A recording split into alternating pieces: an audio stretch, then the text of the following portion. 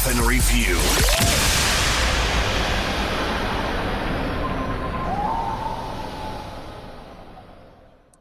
Past week we had some heel turns, we had some positive things, we had some negative things, but right here in our referee review we have some positive things. Brian, it happened 2 weeks in a row. I am shocked.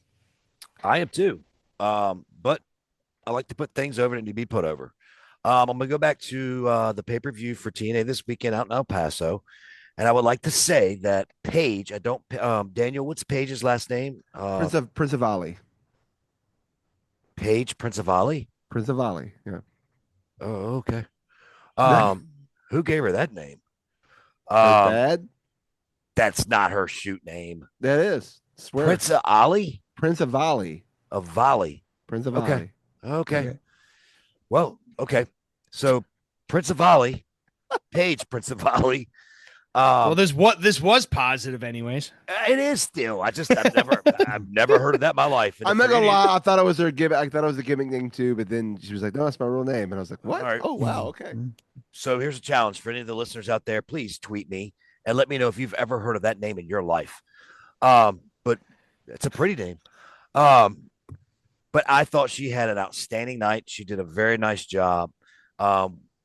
Honestly, we don't give a lot of props to the TNA referees as much as we do knock and beat down other referees. So it felt good for me to like watch this thing and go, you know what? She has done some good work tonight. Mm-hmm. And not to toot our own horn. God, I don't even want to do this, but Daniel, you had a good night as well, sir. Your falsies were exceptional. They were good. You bought me on a couple of them, really good. I was actually trying to call the finish on a couple of them, and damn it, you got me. But that's a good thing.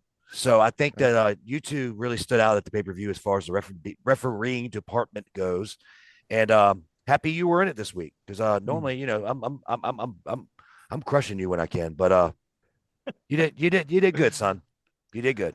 Thank you. Appreciate that. It was a great night, and when we were doing the ref assignments, it's we take account of those little things you were talking about, and I will say this, Paige, literally, like I think I text you all. I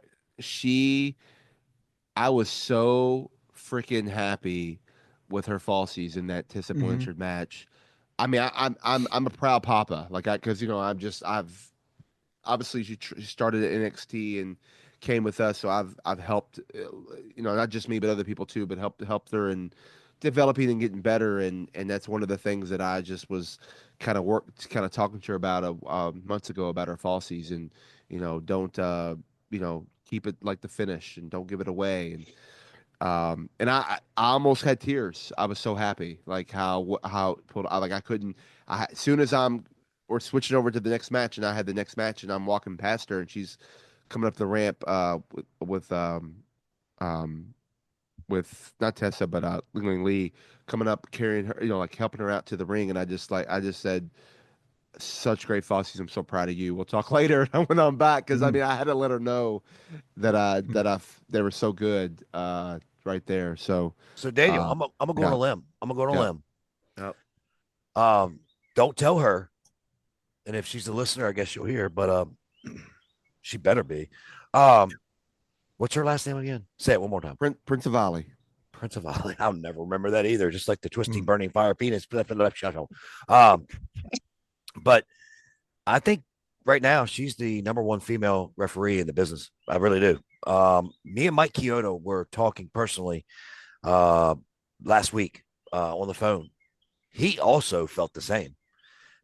He also picked up exactly the things that I knew she needed to improve on. And I feel like, I'm not saying she's fixed them, but she has turned a huge corner.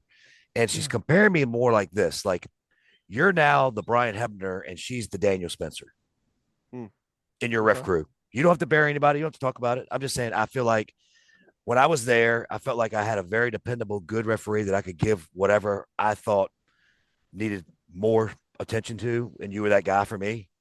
I feel like that may be where she's at. I don't know that, and I'm not asking you to answer that. I just feel like watching your ref crew, I think she's the Daniel Spencer when you're the Brian Hebner, if that makes sense. Makes sense. Mhm.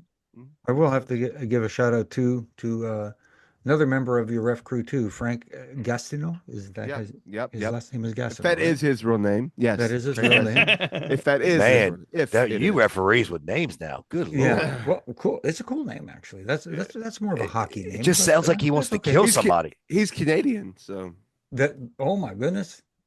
But you gotta just tell him one little thing he needs to work on because it looks like I he went saw to it. the Tommy Dreamer School of grumpy. Mhm.